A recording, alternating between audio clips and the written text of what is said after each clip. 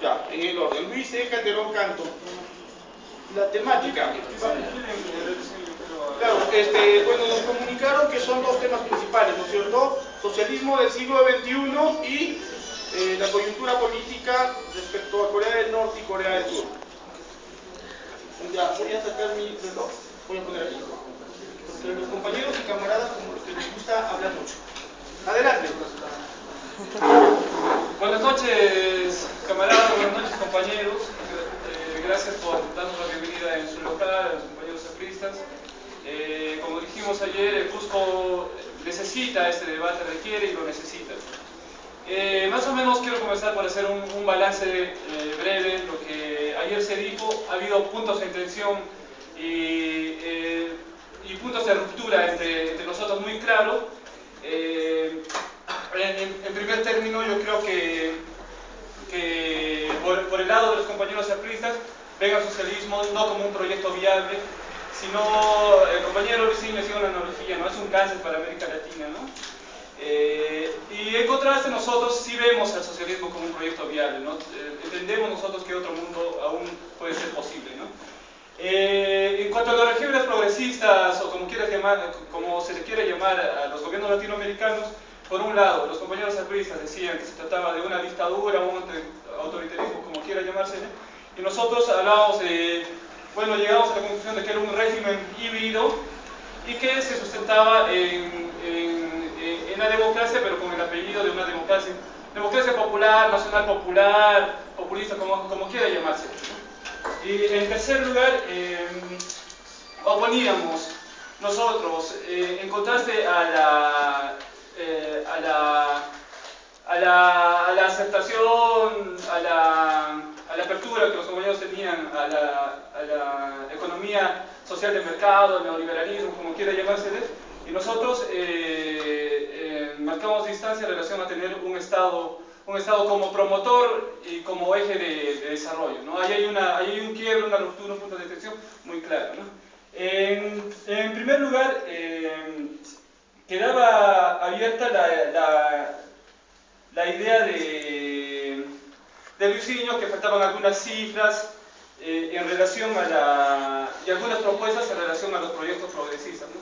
Yo quisiera un poco más tratar de evaluar el proceso que ha habido en Perú en relación a este contexto latinoamericano que todos lo hemos expuesto, ¿no? Yo creo que en el año 2000 se inaugura un nuevo proceso, a la par de algunos procesos latinoamericanos, se inaugura un nuevo proceso en Perú. El retorno a la democracia también significará la apertura inaugurada por la marcha de los cuatro suyos de un nuevo proceso de participación política, ¿no? En ese sentido, habrá muchos sectores que comienzan a participar en el gobierno de Toledo, que incluso eran de izquierda, ¿no? Recordemos que Félix Jiménez, el elaborador del plan de la Gran Transformación, formará parte del Viceministerio de Economía y será encargado de la dirección de deuda externa, ¿no? Por otro lado, se verá, por ejemplo, en la presidencia del Banco Central de Reserva, se verá a Óscar Dalcurra, ¿no? También que integró el plan de la Gran Transformación, ¿no? Participó en Toledo y participó en Gana Perú. Yo creo que este punto de privilegiar, por un lado, la economía social de mercado, el neoliberalismo, etc., y nosotros privilegiar al Estado como eje motor del desarrollo, es un punto de ruptura claro. En primer lugar, los compañeros privilegiaban el gobierno, o resaltaban el último gobierno de Alan García como continuador de algunas tesis de Aya de la Torre, ¿no? Más o menos así entendí.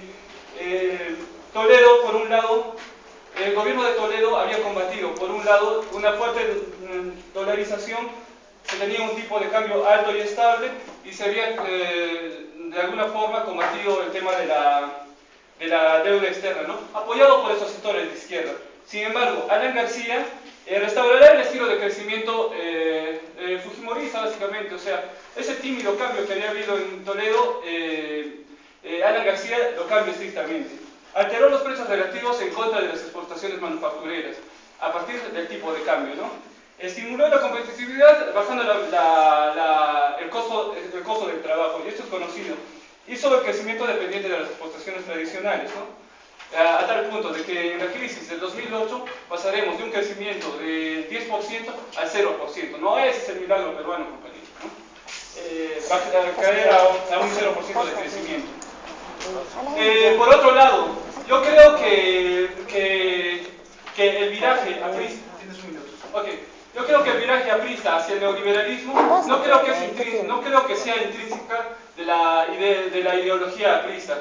O tal vez podría ser comparado con el viraje del 55, no sé, pero de los mediados de los 50. Yo creo que el viraje aprista hacia el neoliberalismo de esos 5 años de gobierno se viene por algo estructural. Hay una tecnocracia que está enquistada. Desde los años 90 y hay estudios al respecto, compañeros, un estudio de Eduardo Darger, de un politólogo de la Católica, dice que hay una tecnocracia que sigue viviendo desde los 90, desde el consenso de Washington hasta ahora, compañeros. Es por eso que hemos pasado del cambio responsable de Alan García a la gran transformación sin sobresaltos, ¿no? Entonces yo creo que hay un enemigo común que ustedes también se deberían dar cuenta, ¿no? Eso sería todo.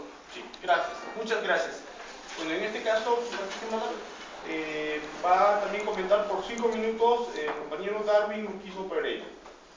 Bueno, ante todo, muy buenas noches.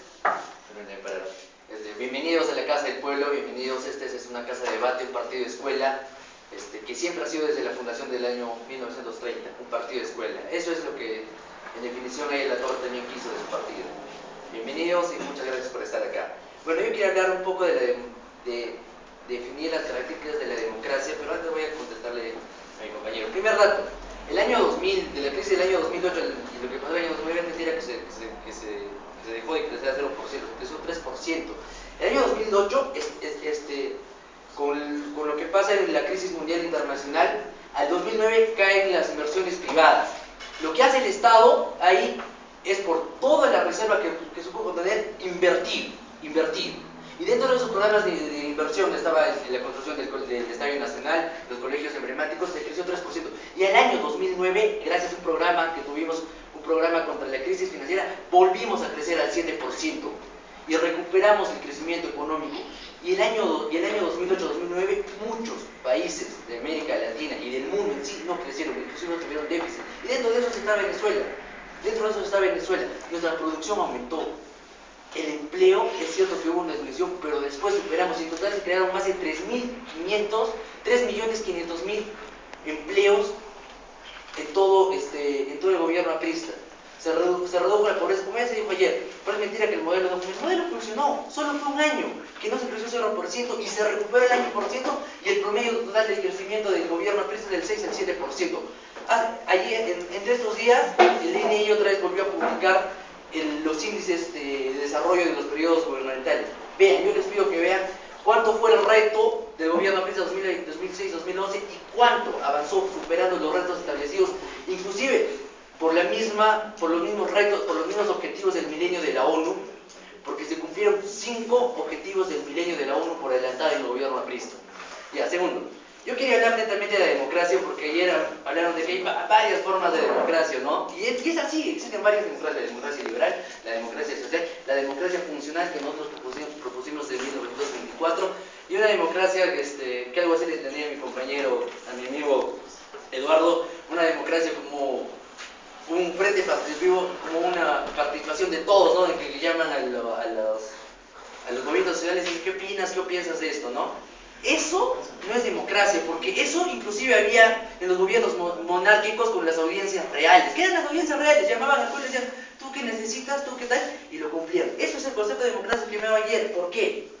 Para que sea democracia, necesitan cumplir ciertas características elementales. Primero, la separación de poderes. Si tú tienes concentrado el poder en una sola persona, lo que generas es el abuso del poder. Vemos que en Venezuela tenemos un parlamento humillado a la voluntad del dictador. Y vemos un poder judicial. Ayer pusimos el caso de la jueza que, por darle la razón en un proceso judicial a un inversionista privado, Hugo Chávez salió diciendo que la jueza tiene que pagar, fue encerrada 3 años, inclusive violada dentro del penal. Eso no se permite una democracia porque tiene que haber la separación de poderes, para que no exista el abuso del poder dentro de uno de ellos. El otro es hay elecciones libres. En Venezuela hay elecciones libres, pero es lo que Levinsky llama una dictadura competitiva, como lo define a Venezuela.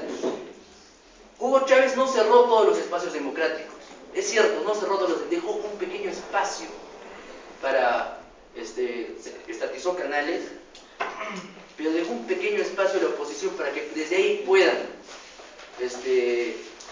salir a protestar, decir que esto mal está bien, pero un pequeño espacio. Lo mismo que hizo Fujimori. Fujimori tampoco dejó todos los espacios de democracia cerrada, pero en fin es una dictadura competitiva, porque lo que te genera, el ejemplo de Levinsky es que tú tengas los 11 jugadores más el árbitro y el otro tenga 7 jugadores. Eso es. Ya. Y la democracia competitiva, que tengan un ente competente de las elecciones que sea independiente, y no es independiente, y eso lo vemos con la última cédula que ayer el compañero Porto se rehusó a responder, estaba a favor o en contra, ya parecía Nadine con que está a favor o no en contra, no está en mi agenda, igualito. Eso lo vemos con la última cédula de votación. ¿Cuántos rostros tenemos de Maduro y el único rostro que tenemos de Capriles? Tenemos un órgano electoral que siempre ha sido cuestionado, y que la OEA, que oficialmente es el órgano encargado de velar por las democracias internas y el competitivo, dijo que no le dejaron entrar para las últimas elecciones. Entonces, vemos que no existe un órgano libre, ¿no?, que se encargue de las elecciones. Y la tercera fue el respeto a los derechos fundamentales. En Venezuela tenemos 180.000 muertos por crímenes políticos en toda la dictadura chavista. Tenemos a sindicalistas que han sido expropiados. Tenemos a expresidentes. Gracias. Gracias, bueno, muy bien. Ya, van a tener cada uno de los expositores una réplica de 3 minutos. Sí. Yo traía a colación ese tránsito que ha habido del gobierno de Toledo cuando hubo una pequeña apertura a sectores progresistas, y luego que este proceso se interrumpa en el gobierno de García y nuevamente resurja, aunque tímidamente, y luego se distorsionara el gobierno de Perú. Lo traía a colación porque también el Perú tímidamente ha sido parte de esa apertura a un sistema progresista. Yo siempre traigo a colación un texto que escribe Jacques Derrida, Espectros de Marx. En 1993 supuestamente ya habían caído los estados del este, el socialismo real, pero un francés, un filósofo, Jacques Derrida, así como todos los franceses que les gusta pinchar globos en medio de la fiesta, escribe un libro que se llama Espectros de Marx. Marx es una especie de espectro que aparece, una especie de topo. Yo creo que en América Latina es una especie de topo que está apareciendo, y también en el Perú está apareciendo. Y yo creo que se va a concretar en algún momento. Yo creo que la gran amenaza a la democracia en América Latina, y a la democracia en el sentido anglosajón liberal, como lo ha expuesto Darwin, yo creo que la gran amenaza ahorita son los sectores reaccionarios de derecha. Lo lograron en Paraguay, sacando vía democrática, vía legal a Lugo. Lo han intentado en Ecuador, lo han intentado en Venezuela, y lo han logrado en Honduras. Y acá hay amenazas institucionales a la democracia, a la gobernabilidad de parte de la derecha. Yo creo que de parte de la derecha viene la gran amenaza de la democracia. Cuando yo hablaba de la democracia participativa, el tema de la participación y la democracia directa son apellidos de la democracia.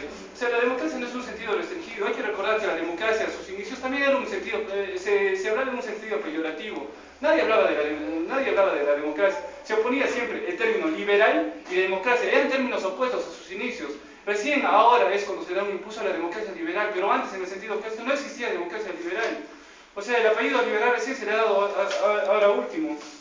Yo creo que el caso de la jueza, a mi juicio, son casos anecdóticos. Yo creo que hay profundos procesos de participación y de democracia directa que están pasando en Venezuela y en los demás países manifestados en su constitución, en la constitución del Latin Cause, del buen vivir en Ecuador, que se están concretando, y en el terreno estrictamente político, y hay que analizarlo con ese detalle. Y Darwin lo ha admitido, o sea, Hugo Chávez no es un dictador, un autoritario a secas. ¿Por qué? Darwin lo ha admitido diciendo que es utilizando este término de Levinsky, un autoritario competitivo. O sea, no es un autoritario seco. Autoritario competitivo es un pata, es una especie de monopolio. Miremos un monopolio, digamos Perú Rail.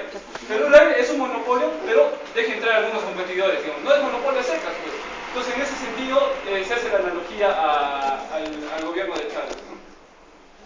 Gracias. Tiene la réplica, Darwin, 3 minutos.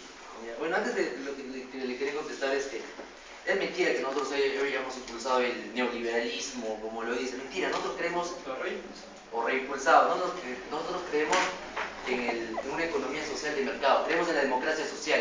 El Estado nunca en la historia como antes ha invertido tanto en infraestructura, nunca como antes ha invertido tanto en reducción de pobreza, nunca. Y eso no es que nunca, desde el año 2000, desde el año 90, no se había construido ni un solo hospital, hasta el año 2006. Y el año 2006 se empezaron a crear 36 hospitales, aparte de las pozas y pequeños establecimientos de salud que hemos tenido. Eso no es libre mercado, porque el neoliberalismo le deja todo el mercado para que solucione los problemas, cosa que nosotros nunca hemos traído así. Se ha modificado la ley de protección al consumidor, se ha creado un código de protección al consumidor, que fue una revolución comentada por varios juristas, pudiendo sancionar a empresas como Telefónica, pudiendo sancionar a empresas, por ejemplo, desde el ASI, la veterinaria, hasta la Andina. Eso ha conseguido una reforma, y eso no es ser un Estado neoliberalista. El Estado tiene un rol promotor, regulador de la inversión privada. Y lo que nosotros tenemos que buscar ahora en este mundo competitivo son las acciones públicas privadas. Y para terminar, veamos por resultados. Ayer lo dije, y como lo dijo el gran Liu Xiaoping, no importa qué color sea el gato, lo importante es que case ratones. Veamos, comparemos los resultados. ¿Qué régimen es mejor? ¿Cuál ha dado mejores resultados a la democracia?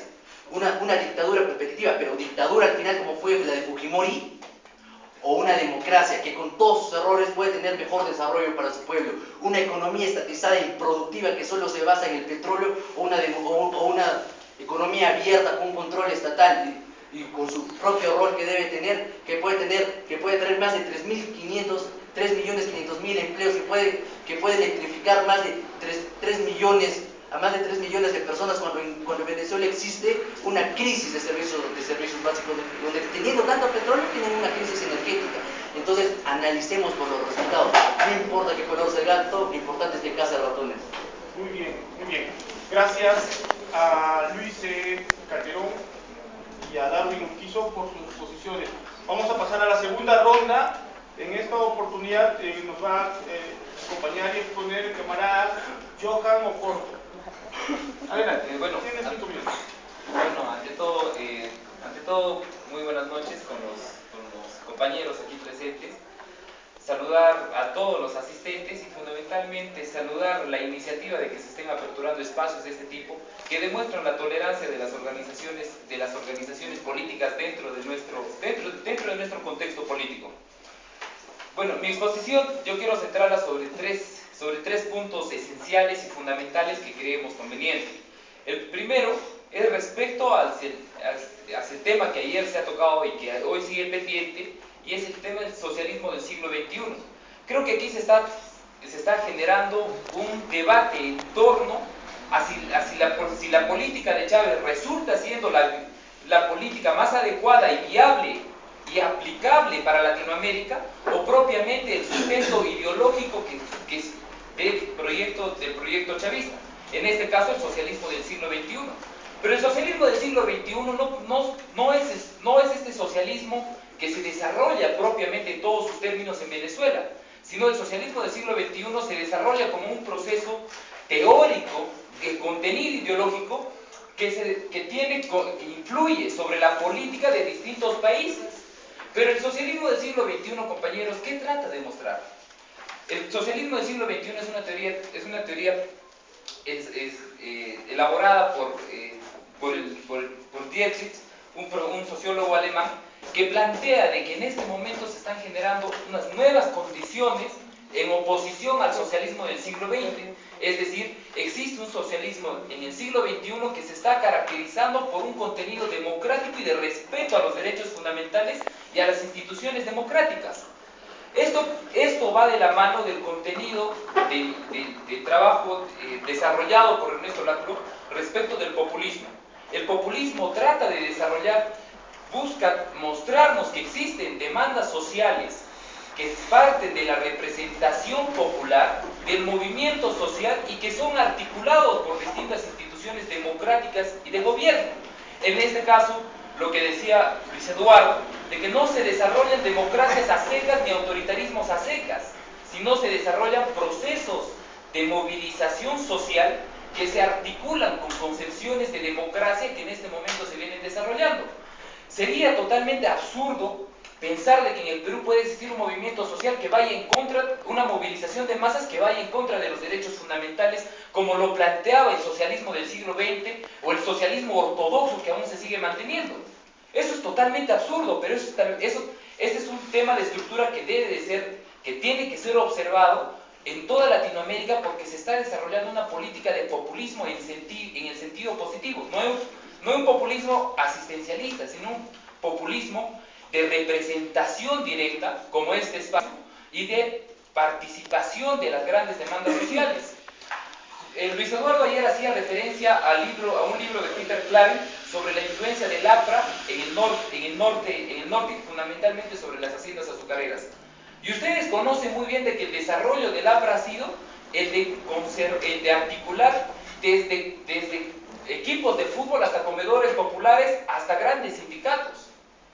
Ese es precisamente el populismo que Ernesto Lacruz está recogiendo y que se está articulando nuevamente en Latinoamérica y que nuevamente tiene que ser tomado en cuenta y que debe de ser debatido dentro de este proyecto político en el que nos encontramos. Como segundo tema, yo quiero hablar respecto al conflicto de Corea. No en realidad a Corea, sino respecto de Corea del Norte y las coincidencias del proyecto comunista de Corea con las tesis establecidas con Aya de la Torre. El Partido Comunista de Corea data del año 1925 y su reorganización en el año 1928. Pero ¿qué nos dice Kim Il-sung, el organizador del Partido Comunista Coreano? De que se tiene que generar un partido con un frente único que articule a distintos sectores sociales. Pero sin embargo, ese comunismo que articula Kim Il-sung hoy ha terminado derivando en una condición tal vez estatista y ortodoxa que va en contra de los principios propiamente del socialismo y del comunismo, del marxismo propiamente. Pero por otra parte, vemos a la similitud con el partido aprista que existe una desviación hacia el neoliberalismo. Y esto se puede observar en el libro que tanto han citado ayer los compañeros, sobre 90 años de aprismo, que crea una reformulación cuasi neoliberal, donde el mercado tiene que desarrollar, bajo el pretexto del desarrollo social, del desarrollo socialista o una economía socialista, se tenga que generar mayor progreso. Esto en definitiva es una contradicción a los principios que no pueden ser variados a partir de la observancia del programa máximo. Y por último, para poder terminar, yo quiero referirme a lo siguiente, de que el tema en este momento este espacio yo quiero aprovecharlo para poder invocar a que las instituciones políticas de nuestro medio tengan que articularse en la construcción de un proyecto de consolidación democrática y con observancia de los nuevos proyectos políticos e ideologías que se vienen desarrollando dentro de nuestro proceso. Bueno, yo quisiera terminar con eso y nuevamente agradecer por su atención. Gracias, muchas gracias. En este caso, bueno, va a tener 5 minutos el compañero Marcelo Casafranca, representante de la Juventud Aprista Peruana. Bueno, ante todo, muchas gracias por estar acá. Este tipo de eventos, de todas maneras, nos unen más. Ayer hemos estado muy felices de estar en su local. Hoy día estamos con la misma gratuidad del caso, recibiendo a ustedes. Respecto a lo que hablan acerca de estructuras, yo pienso que hay un error fundamental, por ejemplo, en la democracia, que no siempre la mayoría tiene la razón. O sea, en Venezuela, por ejemplo, el voto es facultativo y abierto, pero el partido y las organizaciones sociales han hecho de tal manera la movilización de masas que han hecho un tango, por no decirlo de menos, de las campañas electorales. Hay gente que gana publicitando leoncitos y caricaturas en sus banners, que sí ganan, o sea, es la idiosincrasia del que salta la cerca y todos los demás le siguen. Entonces hay que abrir un poco más de conciencia. Inclusive ese tipo de política de populismo es mal, porque se abre a más gente. Entonces, te ves limitado en cuanto a las acciones democráticas del pueblo. Un partido te empieza a controlar. Lo que trato de decir es que no siempre, cuando hay movilización de masas y cuando se estructura un partido, los resultados van a salir como uno espera. Existe un abuso del poder en muchos estados que han tomado el socialismo como un camino firme. Por ejemplo, en China, el presidente del Partido Comunista es al mismo tiempo presidente de la nación. Y la asamblea es solamente elegida por miembros del Partido Comunista.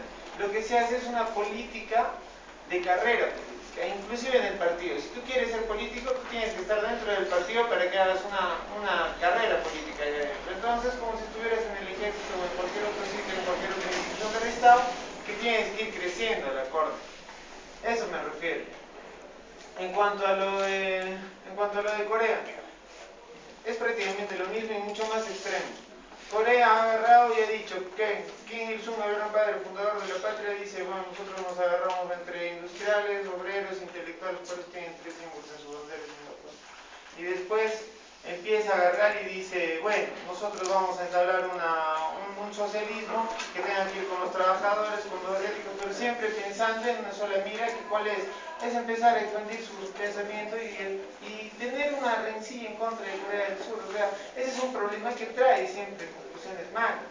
Nunca había una buena relación entre los dos países, inclusive en sus políticas de Estado, pues, aunque saca hierro del sur de Corea, igual tienen problemas estatales. Yo pienso que el socialismo que se está entablando en países que han agarrado una estructura muy extremista han decaído totalmente en corrupción, como es el caso de Venezuela, han caído totalmente en control de la división de los poderes, como es en Cuba. En Cuba solamente se puede elegir a los diputados, pero no se puede elegir al poder ejecutivo. Y el poder ejecutivo es el que maneja el poder judicial. En cuanto a lo de dictador o no dictador, si se concentran todos los poderes en un Estado socialista, yo lo dije ayer y lo vuelvo a repetir, para mí Hugo Chávez no es un dictador en los términos legales, en los términos jurídicos, porque su constitución la avala, pero hay un abuso del poder del derecho, el cual a él lo hace una persona representante de todo el conjunto popular, y eso no siempre es bueno, porque ya lo vuelvo a repetir, no siempre la mayoría tiene la razón. Ese es el error fundamental de la democracia. Y yo creo que nosotros vamos a empezar a dar un punto clave en eso. Que hay muchos errores económicos y es por eso que la gente sufre en los países socialistas. Pero el APRA lo que postula y lo que postula es que no tienes que quitarle a la persona que tiene para empezar una revolución a favor del obrero, a favor del proletariado, sino es agarrar el capital de las personas que sí lo tienen y empezar a crear con ese capital riquezas para los que no. Se trata de no quitarle al que tiene, sino crear la riqueza para el que no la tiene. Y ese es un postulado que existe en el mundo actual, que existe en nuestra realidad y que tendríamos que llevarlo a cabo. Ya, gracias Marcelo. Va a tener la réplica del camarada Jorge Porto por 3 minutos. Adelante. Bueno, Marcelo, yo quiero incidir sobre 3 puntos de Marcelo. En principio, él cuestiona que el populismo termina siendo una desviación, puede arribar en una desviación a partir de la participación de un partido que termina manejando las masas, etc. Bueno, el debate en realidad no es ese, ¿no? Sino porque ese en efecto es la realidad de los partidos ortodoxos que tienen una estructura vertical y cuya participación se desarrolla dentro del manejo de la burocracia que existe dentro de los partidos políticos. Pues no es una coincidencia con los partidos políticos peruanos. Pero sin embargo, el populismo propiamente es una categoría ideológica que plantea de que las políticas sociales, las políticas de Estado, de gobierno, se articulan a partir de las grandes demandas sociales y de la participación de la movilización de masas dentro de la construcción de un proyecto político y dentro de una política de gobierno. ¿Esto qué quiere decir? De que el APRA, al igual que el Partido Socialista y el Partido Comunista en su momento, articulan sus programas máximos en función de las movilizaciones sociales que existieron en el año 20. Sin estos procesos sociales nunca hubiese existido un programa máximo tanto del Partido Comunista como tampoco del Partido Aprista. Por lo tanto, estos partidos se han articulado a partir de las grandes movilizaciones sociales que han existido en el siglo XX y eso es lo que Eso es lo que revalora propiamente Ernesto Lacroix a través del populismo.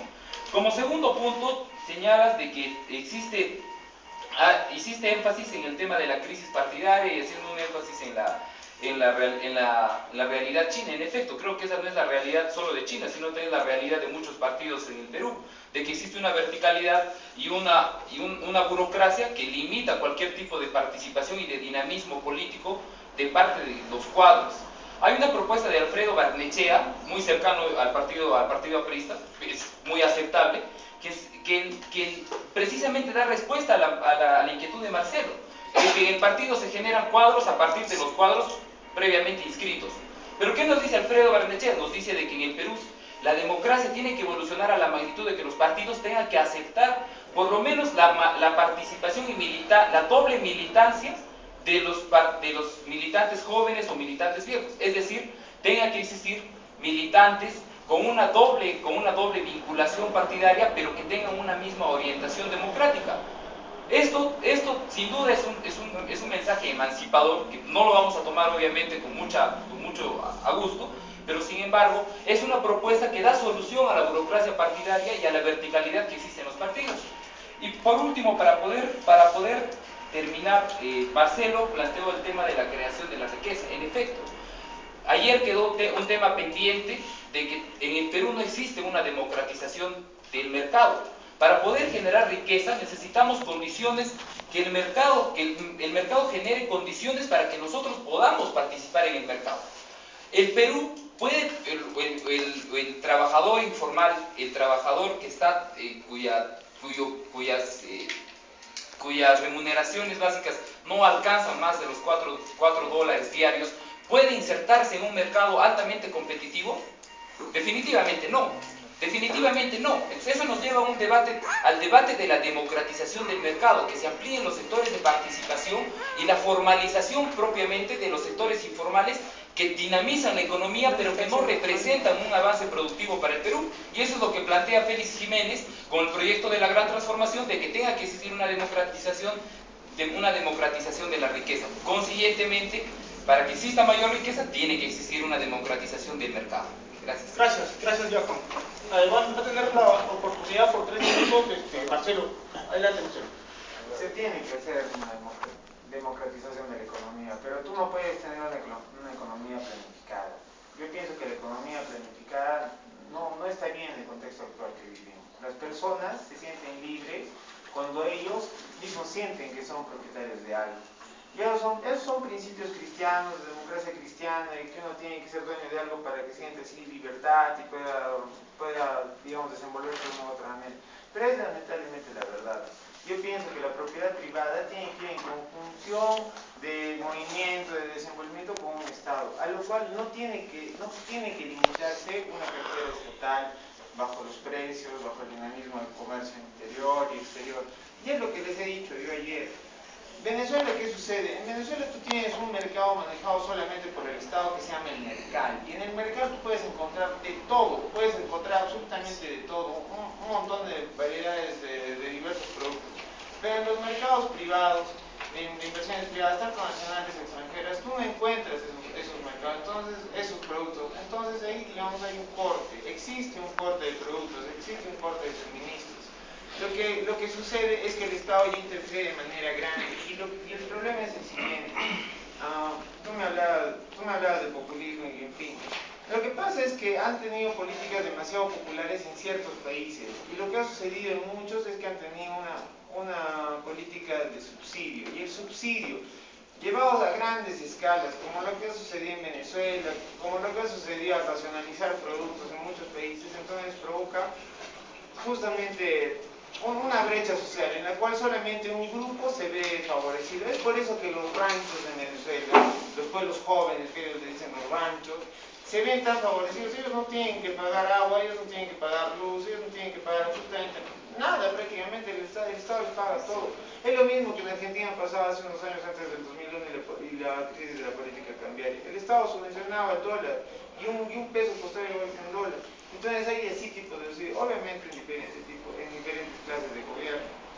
Ahora, existe un dinamismo político en el Perú cuando hay este tipo de participación. En otros países donde ellos han aceptado el modelo comunista como modelo estatal, lo que hay es una carrera política dentro del mismo partido. Entonces no deja que haya otros espacios. Por ejemplo, solamente hay un solo partido. Acá está el APRA, está el PSP, está el PPC, y en fin, todo el mundo se puede abrir y puede haber este tipo de conversatorios públicos en los cuales las personas están completamente bienvenidas a participar. Eso sería todo. Sí, bueno, muchas gracias Marcelo, muchas gracias Johan por esta segunda participación. Vamos a iniciar la tercera ronda con la participación de Ever Puno. Adelante, Ever. Ante todo, 5 minutos. ¿no? Ante todo, buenas noches. Para mí es un gusto estar aquí en casa de mis compañeros de LAPA. Quiero precisar primero mi argumentación en lo siguiente. El año 2008, 2009, esos 2 años, la OIT dijo que en el Perú se había acabado con un 65% de la pobreza, en el cual se venía a decir de que había un milagro peruano. Sin embargo, cuando nosotros revisamos en esa misma época, en el INEI, los crecimientos económicos de cada persona, se ha reducido en un 65% la pobreza, pero contando índices de salarios desde los 250. En ese mismo día, Alan García salió a decir que sí, que está habiendo desarrollo económico porque en el Perú se tienen más celulares, que se tienen más computadoras, más acceso a internet, que se están construyendo más colegios y más hospitales. Sin embargo, también quiero ir a lo que decía, ¿no? Yo no estuve ayer. En 2012 Capriles tenía 22, en la cédula tenían 22 partidos políticos, sus rostros. Y ahora se le dice a Maduro que está en 14. También tengo que decir, compañeros, que el hecho de que no se esté tomando en cuenta la teoría del socialismo del siglo XXI es porque simplemente no se está tocando en este debate a Karl Dieterich. La teoría biológica es una teoría bastante interesante y quiero comenzar mi argumentación por allí. La teoría biológica dice que al momento de la evolución, los animales, organismos inferiores, organismos pues desde el Cretácico, han podido evolucionar por cooperatividad, no por competencia, porque si todos hubiésemos evolucionado por competencia, no habría vida en la Tierra.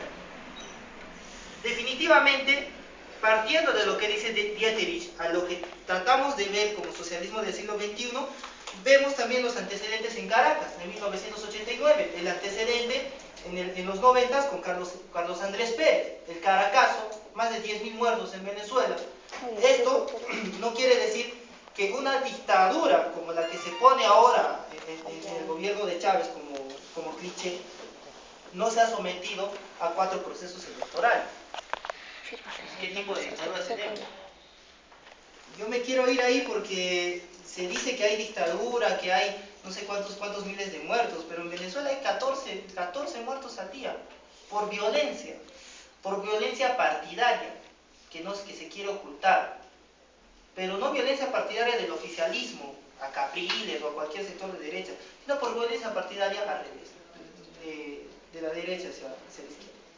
Sin embargo, también tengo que decir que hay muchas cosas para hablar. El New Deal fue una reforma que Roosevelt planteó después de la reforma de 1929 con Keynes, en el cual Aya de la Torre dijo que el New Deal con Roosevelt se perfila como un modelo de democracia genuina. Sin embargo, nosotros vemos que el modelo de democracia que él planteaba y que él saludaba en Estados Unidos, acá no se luchaba por tal, y se pelea ahora por el populismo, que sin embargo ha regresado a tapete con el libro de Ernesto Laszlo, La razón populista. Nosotros no podemos hablar sobre el socialismo del siglo XXI sin tener antecedentes, y los antecedentes aquí en el Perú son más marcados.